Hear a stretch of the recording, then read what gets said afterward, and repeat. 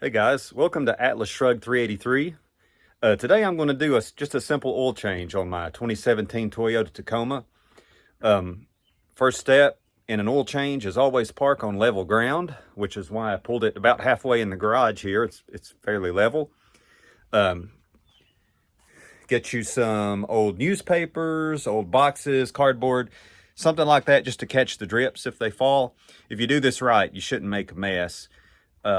So I'll show you everything that I do. I'll try to make it as simple as I can. It's a piece of cake, and with the prices of everything going up, if you take one into the dealership and just pay face value for an oil change these days with synthetic oil, sometimes you're looking at 70, 80 bucks. You can save yourself 20 or 30 bucks just by doing this yourself, and there's not much to it. So hang in there and like, share, and subscribe to my channel. And any feedback you have, if you do things differently on yours, let me know. I'm interested to know about things like that. And I'm always learning too, so appreciate it. So first things first, I've got my hood open here. And again, this is the 3.5 liter V6 that is in the current generation Tacoma. The new generation's about to come out shortly. It's going to be a whole different ball game with them. I think they're going to have a lot of 4 cylinders and turbos and things like that. But this is pretty straightforward. Now, when I do an oil change, I do not start by lifting up the dipstick or opening up the fill cap. I do that after I get the oil already draining. And the reason why is because I don't like for the oil to come gushing out all over the place when I remove the drain plug. So I do that step after I'll already start the draining process. That'll just help you if you open up these if you open up these air holes. It does help with the draining, but it's going to cause it to come out much quicker. I like to have a little bit of that residual so that it doesn't forcefully come out. My truck has the TRD skid plate. I put this on myself because my truck is not a TRD Pro, it's just a TRD Sport. But the reason why I put this up is because oil changes are easier. All you have to do is remove this plate.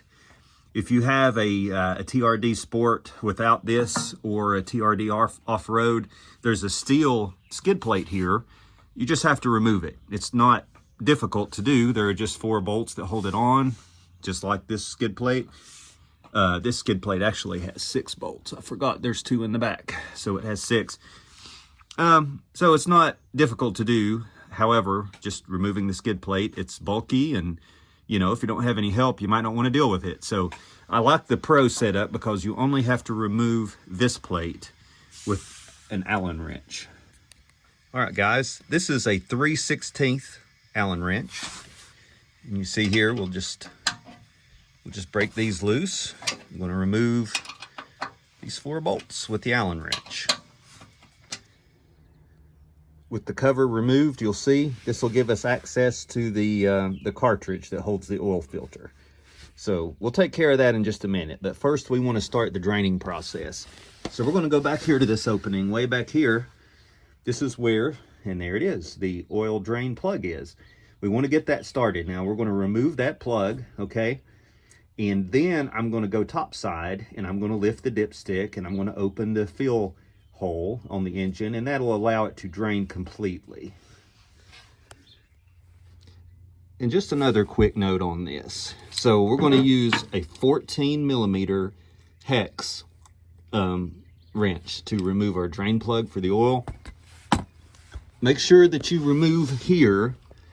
Don't accidentally go back there, because that is your transmission pan. And I've actually heard of people accidentally draining the transmission by mistake when they were trying to change their oil. So, go for the front bolt, not the rear one. I actually use a closed style catch can here, a catch bucket for my used oil. I just like that better. It makes it easier for me to transport the oil and take it for recycling. The open top is just fine. There's nothing wrong with that. In fact, this may be better if you're a novice oil changer, do-it-yourselfer type person. But with the closed can, always remember to open the air vent. If you do not open the air vent and the oil goes rushing in here, it will form air pockets and it'll come out faster than this pan can accommodate the oil. It'll actually kind of burp and it'll run over. It'll make a big mess and you can't do anything about it. So just be sure you open the vent, and that'll let the air escape as the used oil pushes in. The next part's going to be really straightforward. I'm going to break off that drain plug here with my 14mm socket and just let it drain into this pan. So I'm going to try not to make a mess. I usually do pretty good at this, but I will not be able to get that part on video. Easy peasy lemon squeezy. See how that's not overwhelming my my drain bucket here. The air is escaping and it's not a big rush. So now we're going to pop the fill cover on the engine and also the dipstick, just to make sure all this drains out.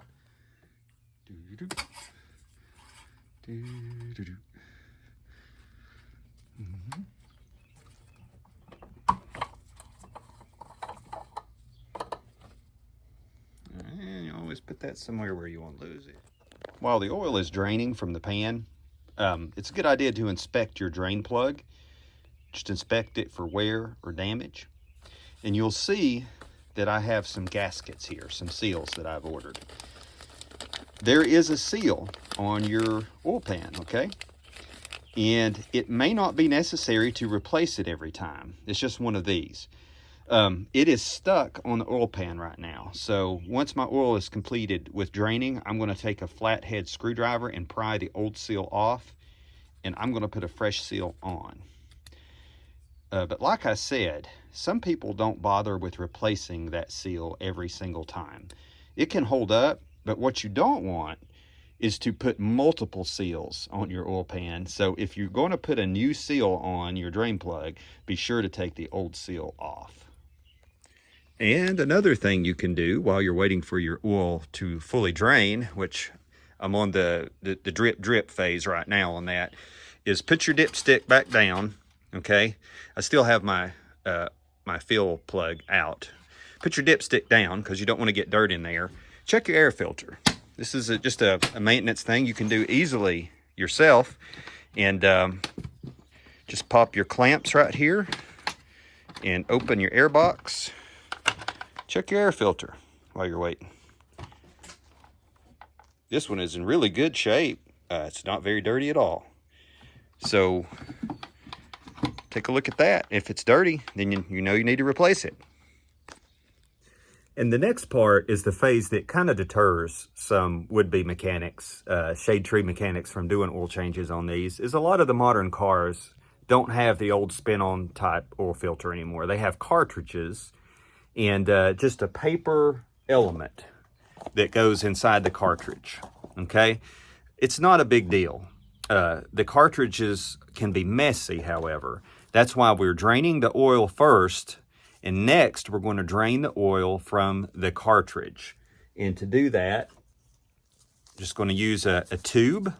There is a drain plug on the oil, on the filter cartridge housing, and once we remove that drain plug, there's a valve in there.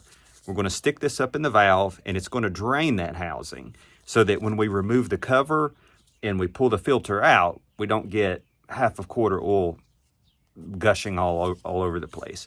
It's a simple thing, so I'll show you how to do it. And I'm going to use my other catch can here for the housing because I'm still getting some drips out of the drain plug. So, and this is a handy thing to have if you're going to do your own oil changes. This is the one extra expense that you probably need to pick up. This is a special tool that fits on your wrench to remove the cover of the oil filter housing, and it fits around perfectly the fins on that housing to catch them and turn it off without breaking anything. So, and since we're doing our own oil changes, we're not putting that thing on super tight. Whenever you take your vehicle in for service, they almost always over tighten everything, and it makes it hard to get it off. But if you start doing all this yourself, then you can torque it down properly so that it's easy to do by hand and not overly tightened. You can get these off Amazon, Motive Tools. And yeah, this is the one expense you're gonna have to buy you one of these. You see this right here? This is the plug on the bottom, that there, of the filter housing. And we're going to remove that and then insert the drain that I've rigged up there and drain that housing. To remove that drain plug, this is just a quick FYI as well. This is a 3/8 socket end. See, we don't have a box wrench on the end of it. It's just the end of the shaft. And you'll see here, maybe if I can get it in there. See how it fits in there? It's all you need. It is helpful to have an extended piece to reach up in there and do this, but if you removed the skid plate, then you're not going to need this extra length to reach up in there. There's the oil filter housing drain plug. A few drops of oil did spill out, but now we're going to drain that cartridge. Ta-da. This is going to fit right up in there into that valve. Might be difficult for me to get this on camera.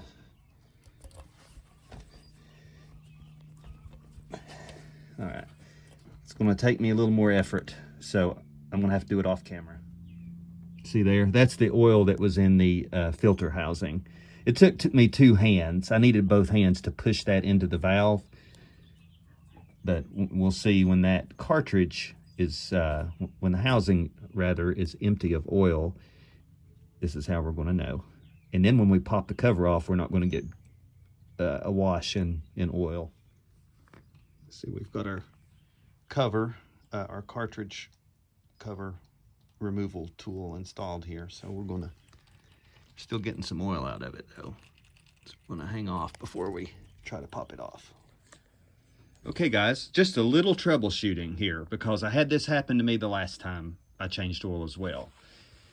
The cartridge removal tool that I was showing you that fits on this housing, it fits really snug sometimes, and sometimes it will not pull off.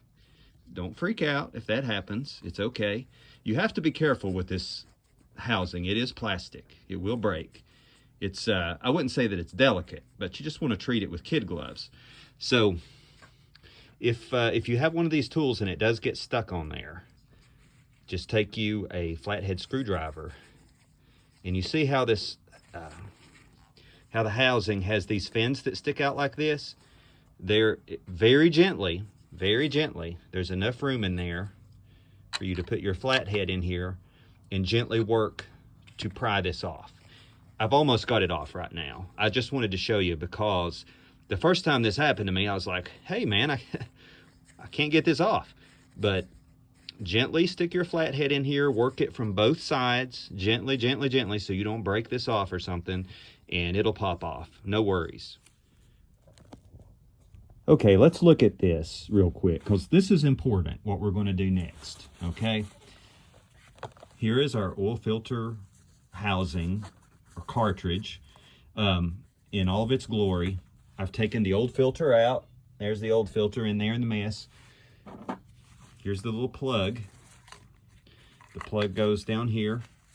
We remove that first, okay? And that's the valve we use to drain the oil inside the cartridge. The next thing that we are going to do is take our brand new Toyota oil filter. Make sure that you get the correct filter for your application always. And we've got some components in here. Here's another drain valve, okay? I already have a favorite one of these. It's back there in the mess, but I attached a garden hose to the end of it because if you just stick this up in here, without any kind of a lead on it, it's messy. You know, it's not going to be you're not going to enjoy it very much. It'll drain it, but it's going to come out like a big mess. So I attached a garden hose to the end of this to direct the draining oil exactly where I want it to go. So we'll put that aside. These seals are very important to replace on your filter housing. There are 2 of them. One of them is right here, right there. You see me wiggling it? We're going to replace that seal. and there's one here on the bottom. We're going to replace that seal.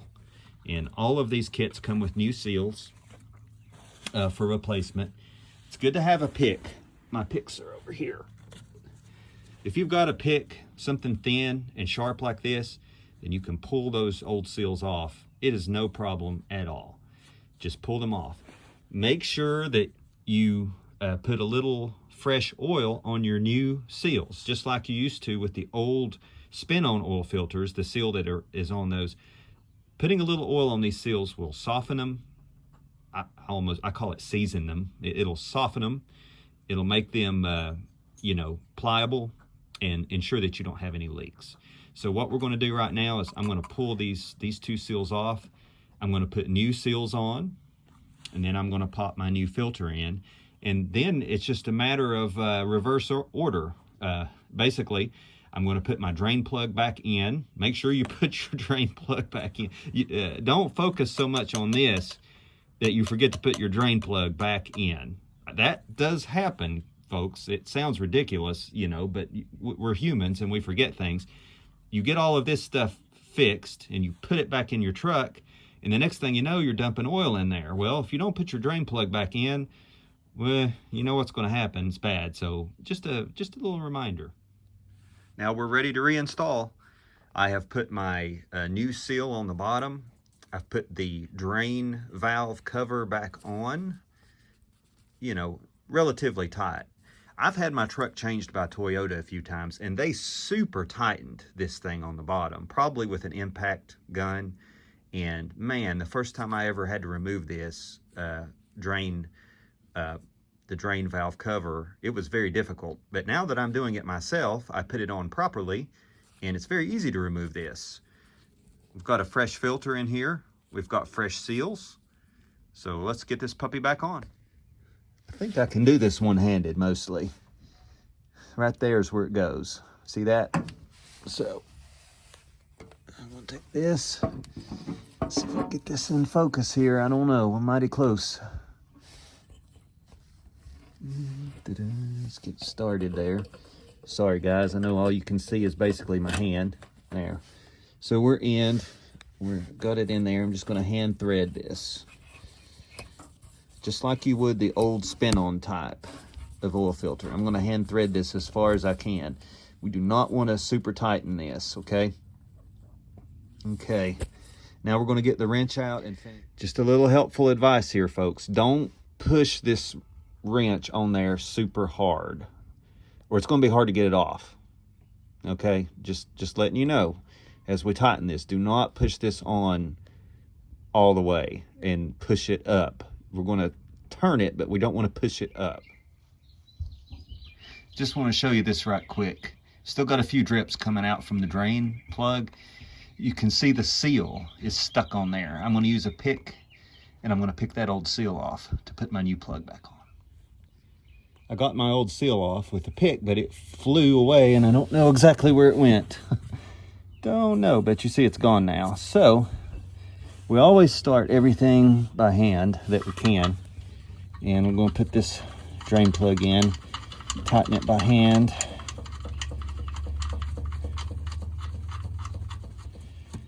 And then, we're just going to give it a little tightening with the wrench. There are torque specs online. And if you are really serious about that kind of thing, look them up. I'm not. I just tighten it till it's good and hand tight. That right there.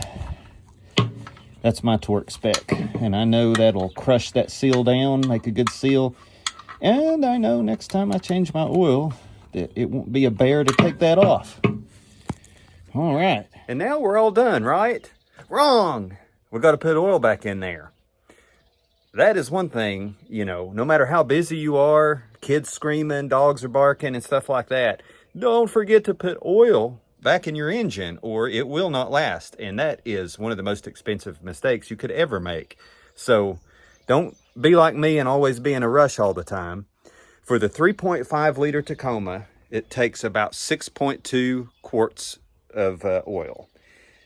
So I run Mobil 1 in my truck. Mobil 1 synthetic. It's 0W20. It's good stuff. And right here, I've got a full container. So I've got 4 quarts, and then I've got about 2 point something quarts here. I've got a little over 2 quarts in this one. So it should be enough. Of course, I'm going to check everything once I refill several times. I also did not put my covers back on yet, or my cover right here. I'm just going to leave that open because the final step is just to check for leaks. I don't think anything's going to leak, but I want to be prepared just in case I see some drips or something coming down. So that's the last thing I'll do.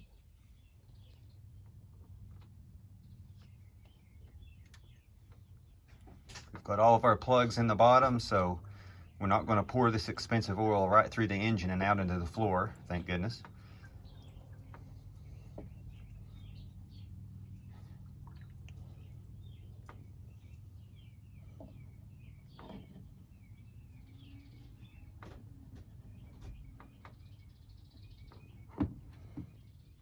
And here's our full one, our 4 quarts here.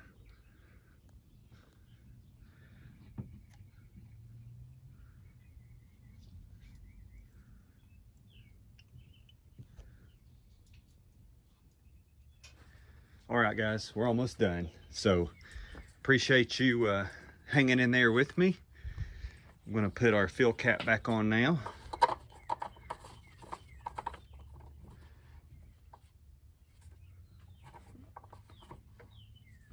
And we're gonna put our dipstick back down. I did check the oil. I didn't get that on camera.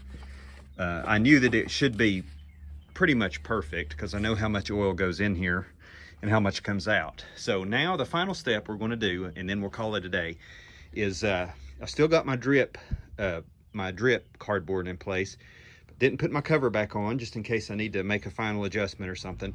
I'm gonna run the truck here for, I don't know, a minute or so. I'm gonna check the oil. I'm gonna check for drips.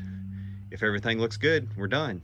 And just think, we've saved all that money, you know, and given ourselves a little bit of pride in the process, because it's not hard, but a huge percentage of people these days do not change their own oil. And, you know, there's just no need to depend on someone else that way. Even if you don't have time for this stuff and you don't want to do it, don't depend on someone else to do these things. Especially this is so easy. You don't need to be a mechanic to do this kind of stuff. So learn how to do it just for your own sake. Just so if the mood strikes, then you can take care of this yourself. Ooh, and there is a final step that I need to mention for you guys. When you do your oil change, don't forget to reset your maintenance reminder on your truck. What you do is take your display over to settings, hit enter,